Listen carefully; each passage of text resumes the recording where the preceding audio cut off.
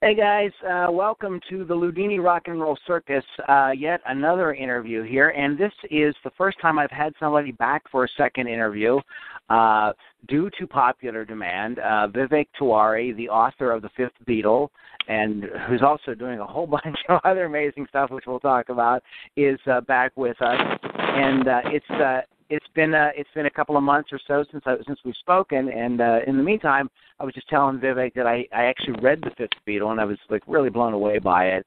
What a beautiful story, beautiful book, beautiful artwork, everything about it. Thank you so much. Yeah, thank you, Vivek.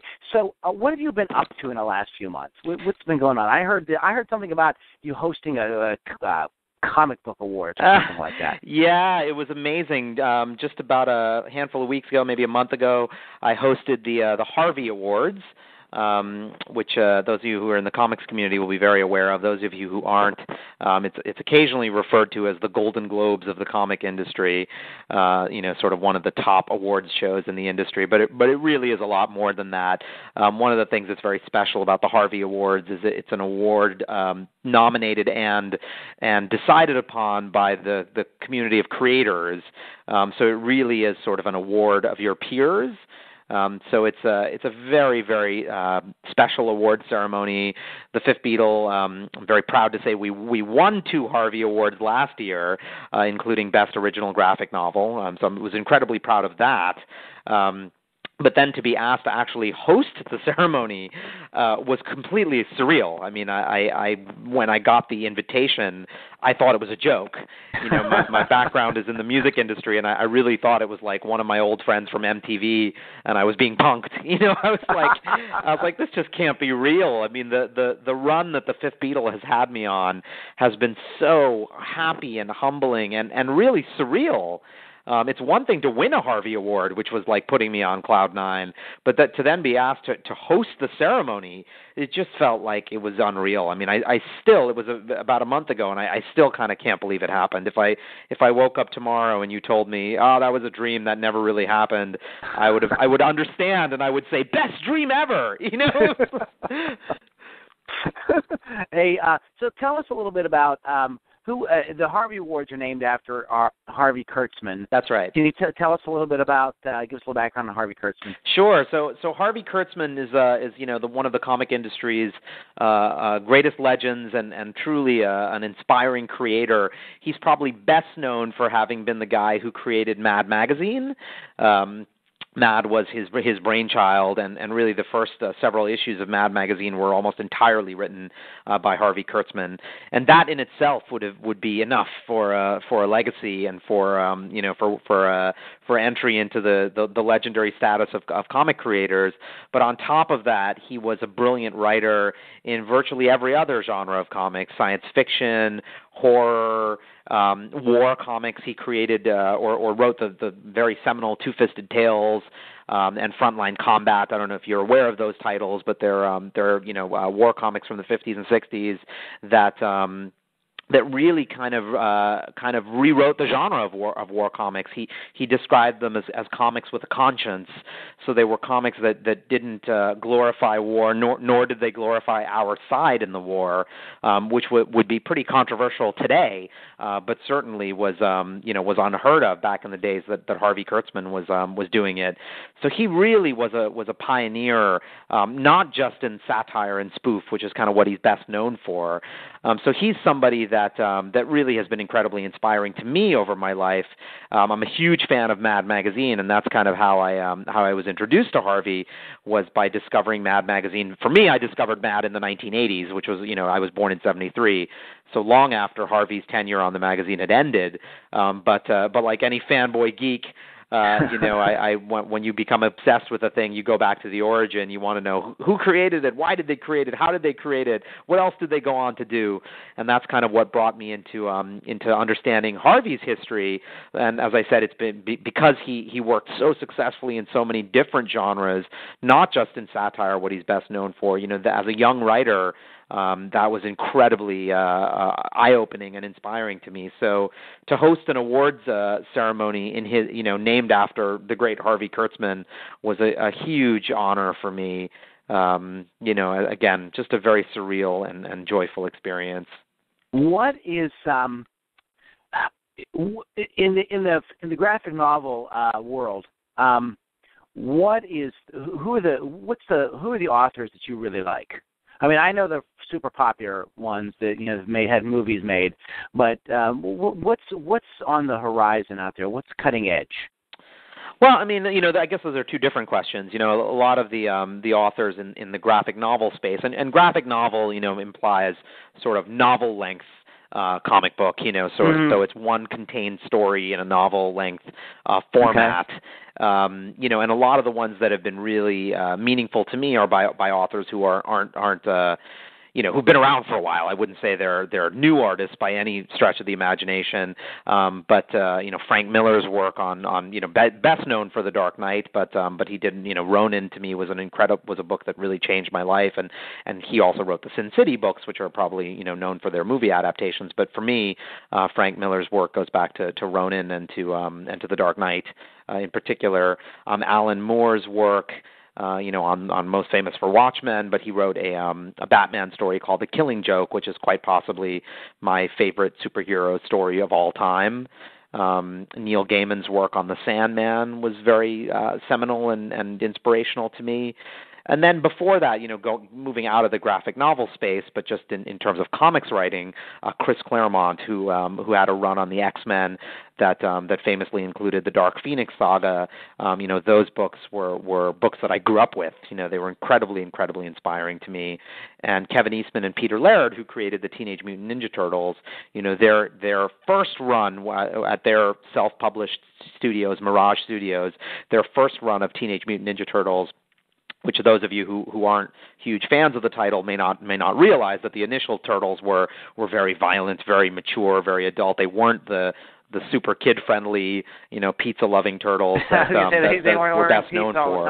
and they really actually were inspired by Frank Miller's Ronin and by Frank Miller's Daredevil run.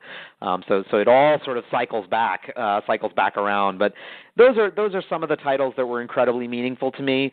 P. Craig Russell is another graphic novel author that's been very inspiring to me. He's done an incredible body of work, but the work that really moved me was that he adapted a number of operas, including Wagner's Ring Cycle. He took these operas and adapted them into graphic novel form. Just an incredibly progressive thing to do. And for me, being a music guy, to see how he took these work, the idea of adapting an opera into a graphic novel might seem strange. Opera is very there's no dialogue in opera; it's all music. So how do you do that? And if you read his graphic novel, you'll see that he does it quite brilliantly, and it really shows you the crossover potential between music and comics, which is obviously something that I've professionally played in with the Fifth Beatle. So anyway, I know I'm babbling here, but I could talk about comic creators that have inspired me for hours. Yeah, no, it's something you're passionate about, so I wanted to get you to open up a little bit about it. So speaking of your graphic novel, The Fifth Beatle, what is coming up? I know when we spoke last time, we were talking about the possibilities of the film, and some really exciting things. You already have a music license for the Beatles and everything. So has there been any movement? Yeah, so I it's been such a whirlwind year for me that I can't remember exactly when last we were on.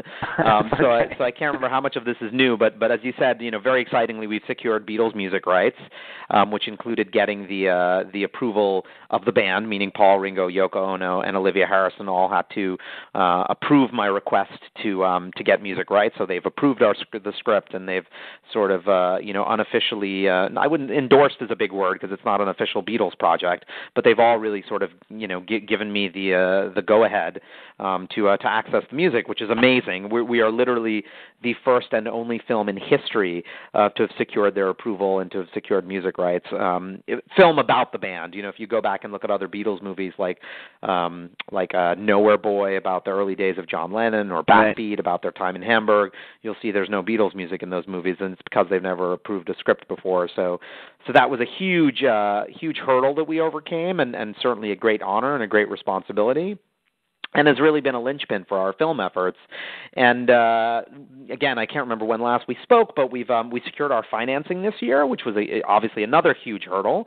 The music rights are were kind of the big creative hurdle, and then the big financial hurdle is getting the money to make the movie. You gotta have that. So you gotta have that. And so we did a deal with IM Global, who are a very very well respected film financiers and producers. They have offices all over the world, and the head of their company, Stuart Ford, is actually a Liverpool boy. He grew up in Liverpool, so you could tell that this is a project that has both both a professional as well as a personal connection for him. So IM Global are wonderful partners on the project. We're very happy to have them on board. And Simon Cowell, the music impresario, sort of best known for American Idol, has come on board also as a co-producer. And he is somebody that has. He told me when we first sat down to meet that Brian Epstein was somebody whose career he had long admired.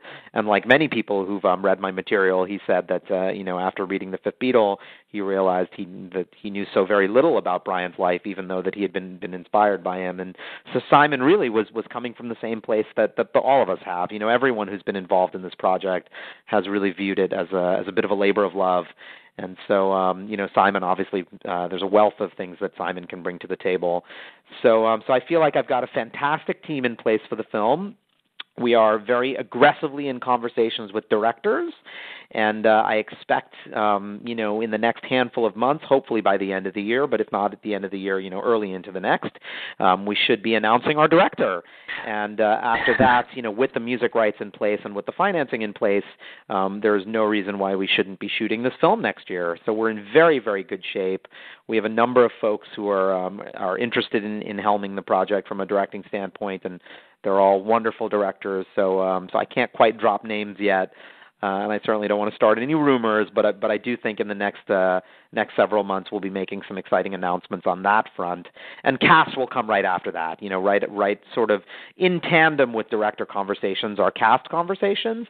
But really, the types of directors that we're talking to are all guys and gals who are directors of note and have connections to cast and will have a vision and opinions on cast. So we don't want to get too into playing the casting game until we have our director on board who's going to want to be involved in that. But casting will happen sort of, the discussion is sort of happening in tandem with the directors, but real casting efforts are going to happen once a director's on board. So for those of you who are listening in the audience, if you're interested in getting kind of breaking news on that, please follow us on Facebook. We're at the Fifth Beatle on Facebook. We're on Twitter at Fifth Beatle, and we have a mailing list and a website that can be found at fifthbeatle.com. So please follow us on any number of those media and those social media rather, and you'll be hearing news about director and cast soon.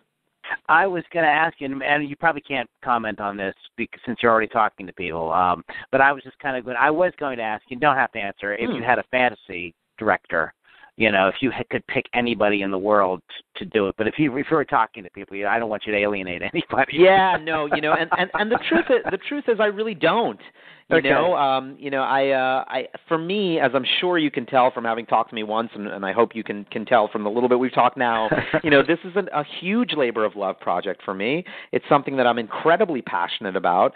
And so at the end of the day, it really, the person that's going to be right for this is the person that's going to prove to me that they have, maybe not equal passion. I couldn't imagine anyone being as passionate as I am, but somebody who is passionate about it. Passion is going to be, at the end of the day, the thing that will be most important to me.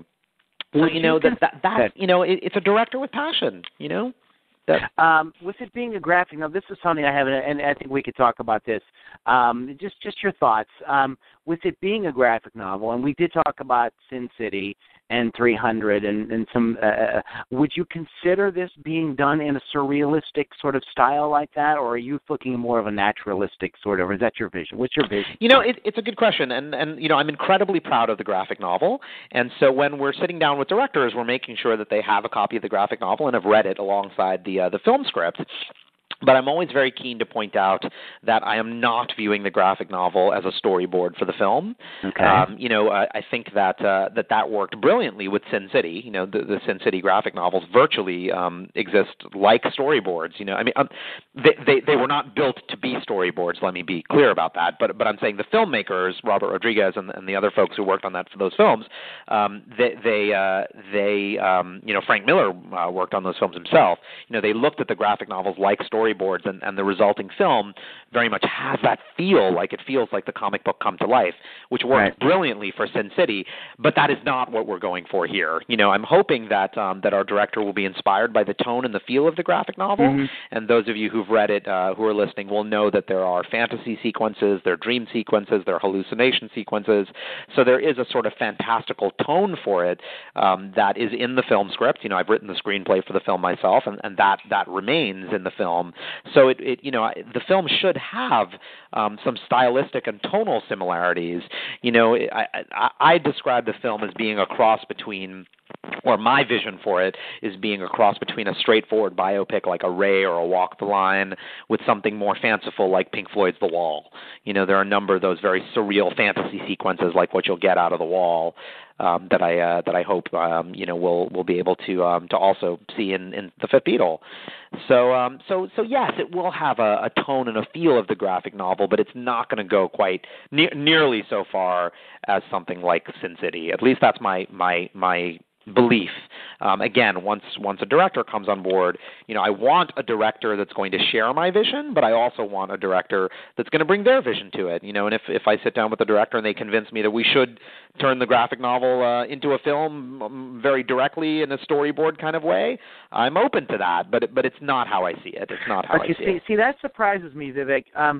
Because not because of you personally, but you would think with all the years, what it was like 20 years or something, this is your dream to work on the Brian Epstein story, that you would be willing to, that you're cool or okay with somebody kind of bringing their own thing to it. You don't seem to be sort of like, it doesn't seem to be overly precious to you to the sense that you can't allow somebody else to. So I wouldn't be like that. I would be. That's funny.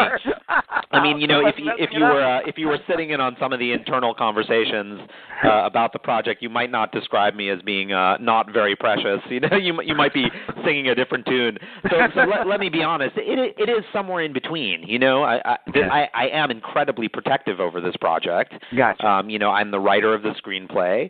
I'm not opposed to bringing another writer on board to work on it with me. That's how films often work. You sometimes have a number of writers on it, but I do not intend this to be a project where I just hand it over to a director and walk away and watch my script be rewritten and the vision be taken elsewhere. I just can't allow that to happen. So there are a number of ways in which I intend to make sure that my vision is intact.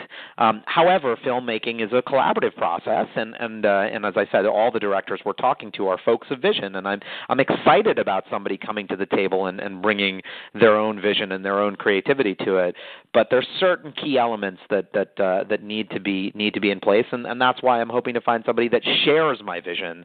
So I don't want to suggest I'm open to somebody just taking it and doing whatever they want with it. I'm looking for that really tricky person who's both going to love my vision and want to collaborate with me and embrace what I've done, but also who's going to bring something creative to the table. It really does need to be a bit of both. I mean, at this point, the Beatles have entrusted me with their music. They've given me music rights where they've never done that before to anyone else, and so I have a responsibility to honor that responsibility. So I feel like that's a responsibility I have to take. The Fifth Beatle graphic novel has sold so incredibly well all over the world. It's a New York Times bestseller here in the States, #1 New York Times bestseller. Won all those comic industry awards. It was added to the Rock and Roll Hall of Fame and into their library and permanent archives. It's named a finalist for Best LGBT Graphic Novel from the Lambda Literary Society. In the States, it's just the accolades and the sales numbers have been amazing. And abroad, it's been translated into a number of foreign languages where it's also done incredibly well. It's gone #1 in a number of territories from Italy to India. And the reason I'm mentioning all that is not to boast or to pat myself on the back, but it's to show that we have, fans. We have people who love the book. And because of those fans, I feel like I have a responsibility to them to make sure that the film, if it's not going to be a storyboard, as I said, but it still, respects the heart of this piece of art that is no longer just about me and Andrew Robinson and Kyle Baker, who are the two artists. It's not just about us. Now we have fans, too, who are a part of the Fifth Beatle family, and I need to do right by the fans. It takes on a life of its own. That's exactly right. So I have to take care of I have to do right by the Beatles who entrusted me with their music. I have to do right by the fans who've supported this project over a number of years. And finally, most importantly, Brian Epstein is somebody whose life has been incredibly inspiring to me, and I have to do right by the legacy of the man who this project is about. You'll know from our last conversation, what inspired me most about Brian was not even so much what he did for the Beatles, but the fact that he did what he did for the Beatles with overcoming a number of personal obstacles, and he was, talk about that. he was the ultimate outsider. So right. I have to do right by that guy as well. In many ways, there's so many layers to the story, because you don't with his sort of image and everything, you don't really think of him as like really rock and roll, but he really is because of the outsider thing. What I wanted to ask you about was how you, first of all, you negotiated this, I think, perfectly in the book. Thank you. His gay in his homosexuality is a point of contention in the story with him, sure, within himself and his everything in his surroundings, but it's not heavy-handed. Well, thank That's you. the thing I really loved about this. It just works. It's a part of the story you can't ignore, and that adds just sort of like a sadness to the character. Although he is very victorious. Over and over, Hal and everybody's telling him, what a great job you're doing, but he still sort of has this sort of holding back where he doesn't really see himself as a success. And you feel that was because of his insecurity over, the social pressure in England over being gay? You didn't state that directly in the book. But. Putting it the way you just put it would be a little bit too simplistic. I think that human beings we're all very complicated individuals. And Brian certainly had a psychology in which he was incredibly ambitious, but his accomplishments were never enough. He was never satisfied. He could never sort of sit back and just be happy with what he had achieved, or even, it was very rare for him to take moments off to even enjoy the moments of success that he had. And, that's for a number of reasons. And one of those is, his fear of his homosexuality coming to light, because in the UK in the 1960s, it was a felony to be gay, literally two men holding hands walking down the street, or two women for that matter, two people of the same sex, could risk holding hands, could risk being thrown in jail. The situation was so bad back then. At the end of Brian's life, he was seeing a doctor in London, a doctor in Liverpool, and a doctor in New York City, all of whom were prescribing pills to him to help cure him of his homosexuality. Pills which would eventually contribute to his early demise. He died at the age of 32 from an overdose of prescription pills. So clearly, on a number of levels, his homosexuality was something that caused a lot of confusion and grief for him. He was constantly in fear that his sexual orientation would come to light and would get him thrown in jail, and would reflect badly on his clients, would reflect badly on the Beatles, who he loved so dearly. And so, he as a result of, for those of you who've read the book, you'll know that he often turned to the worst case scenarios, to dive, to dark, dirty, rough bars and relationships that ended in blackmail and, these sort of terrible situations. And here's a guy who dedicated his life to helping the Beatles, a band like the Beatles, spread a message of love around the globe. And that's might sound awfully cheesy, but really that's, when you boil it down, that's what the Beatles were all about. She loves you, lovely Rita, all you need is love, etc. And yet he, to use another Beatles lyric, he had to hide his own love away. He dies at 32, having helped spread this message of love, and yet never having had a proper boyfriend. So clearly, all of that is going to add to his emotional turmoil and to his insecurities, and those are all things that played into his needing to be ambitious, needing to show the world, look what I can do, but at the same token, never totally being happy. But is it just about that? I think no human being is quite that simple. Of course. He was also Jewish at a period where anti-Semitism was rampant in the United Kingdom. And this might sound strange in modern years, but Jews did not work extensively in the music industry in the UK. He wasn't the only Jewish person, but they were few and far between. It was run by people like Sir Joseph Lockwood, the chairman of EMI, white Christian knights of the British Empire. It wasn't run by young people with last names like Epstein. Obviously, times have changed, but that was the case in the 1960s. So his Judaism was also something that I think contributed to his ambition and his drive and his insecurities and his inability to be happy, and Liverpool, Brian, Liverpool prior to the Beatles was a port town that had no cultural significance, or let me use a better word, no cultural influence. There was certainly a music scene in Liverpool that was wonderful that Brian wound up tapping into. But prior to the Beatles, it's not a town that anyone in the music industry or in the arts and entertainment industries would look to for the next big thing.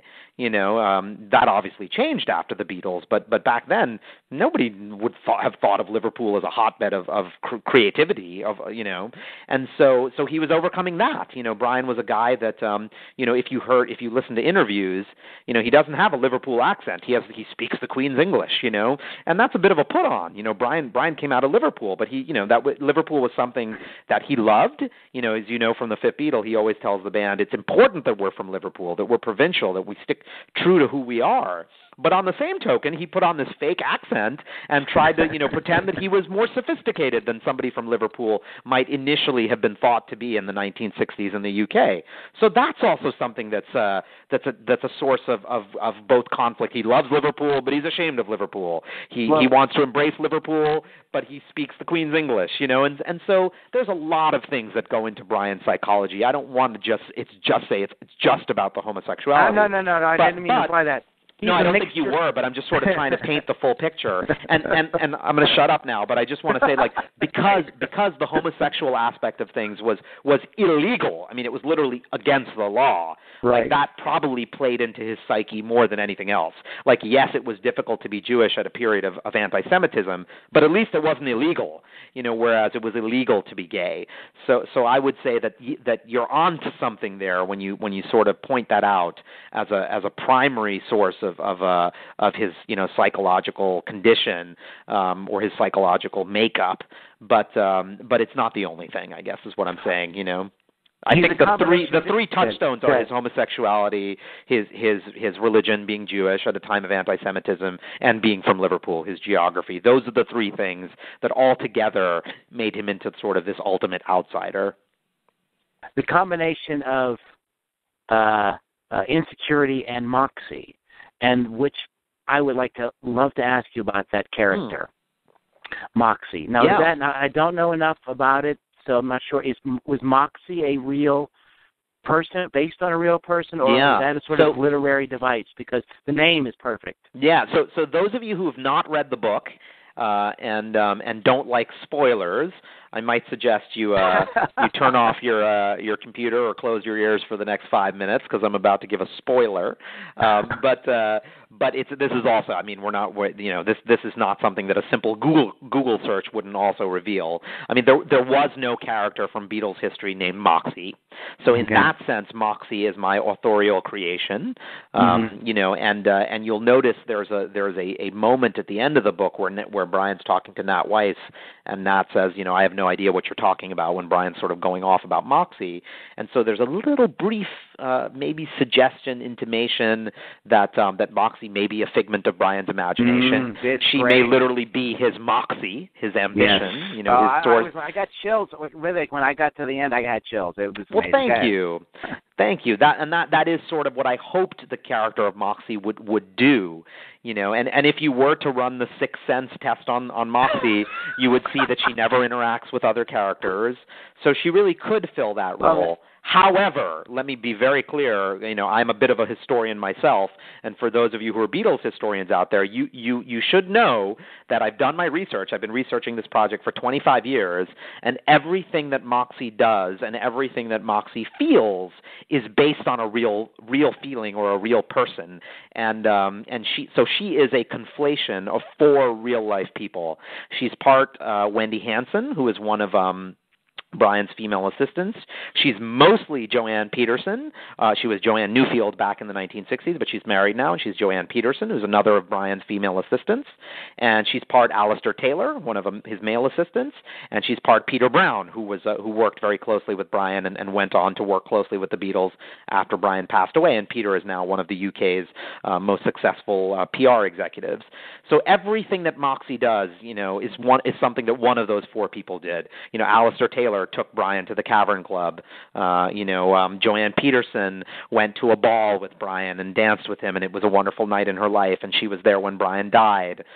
Wendy Hansen helped Brian with all the clearances on the Sgt. Pepper's album, which isn't in the book, but that sequence is actually in the film. So you know, everything that Moxie does, even though she is technically a creation of mine, is something that actually was done by a real assistant of Brian. So she's a mixed bag. You know, she's based on truth. There's nothing in there that's that a historian could claim like that's ridiculous to suggest some assistant would do that for Brian, because it's something that an assistant did. But all the same, Moxie is still kind of a creation of mine, or a figment of his imagination, or, you know, she represents his ambition. She's sort of all of those things. Okay, I know that Lenora told me that you're a little bit limited on time today. So before we wrap up, you have some new things coming. So why don't we know that the movie, we're all excited, waiting with bated breath for the Fifth Beatle movie. I can't wait. But Thank you. You're not a one-trick pony. You've got a lot of stuff going on.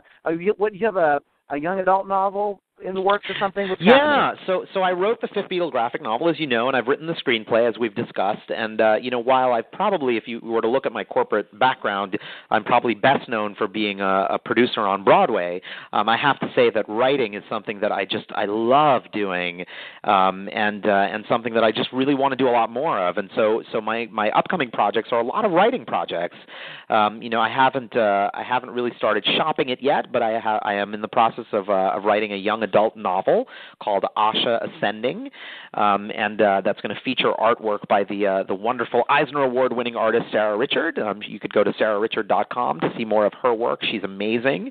And so it is a novel. It's not a graphic novel, but it's going to feature quite a bit of art and artwork that will help to move the story along, not just artwork to complement the words, but to actually help with the narrative, to move the narrative forward in the way that a graphic novel might, even though it is a prose book.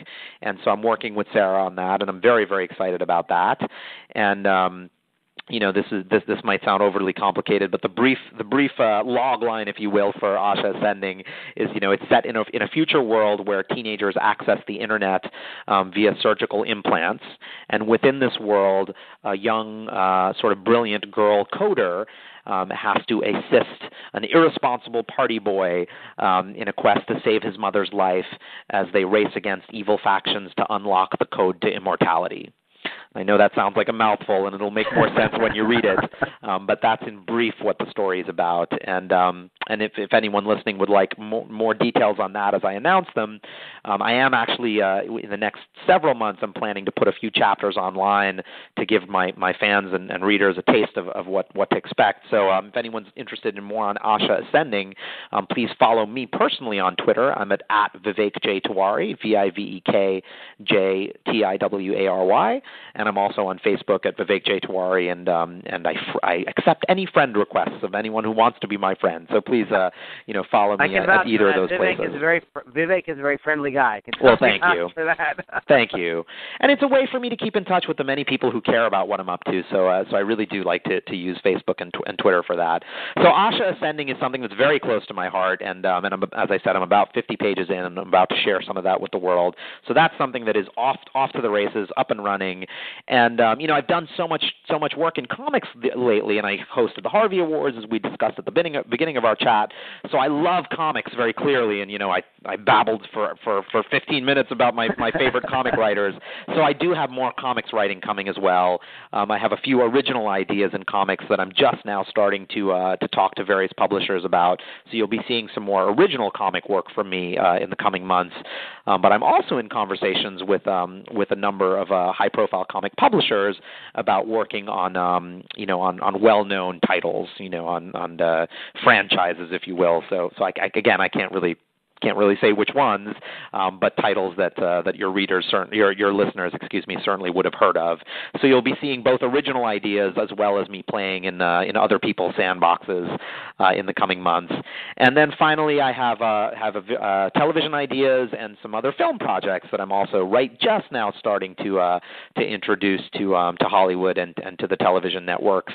Music on TV is something that's kind of blowing up a little bit right now with shows like Empire, and so that's a sweet spot for me. Is music is really very near and dear to my heart, and I came out of the music industry. I've been working for myself for the past 15 years, but before that I worked for record labels, and if you look at all my projects, every single one of them has some kind of music core to it. My graphic novels about a music manager, all my Broadway work has been musicals with the exception of A Raisin in the Sun, and even A Raisin in the Sun I cast Sean Combs or P. Diddy as the male lead, So music is at the heart of what I do, and so music in television and film is something that's really popular right now, is really buzzing right now. So what I do is something the networks and the studios are looking for. So I have a number of ideas I'm pitching there as well. So it's a very, very exciting time for me as a writer. And that's really what I'm focusing on for 2016, is being able to introduce to my fans and followers and friends additional writing projects that I've been cooking on for the past little bit, and hopefully we'll be ready to share with the world soon. Can't wait. I can't wait.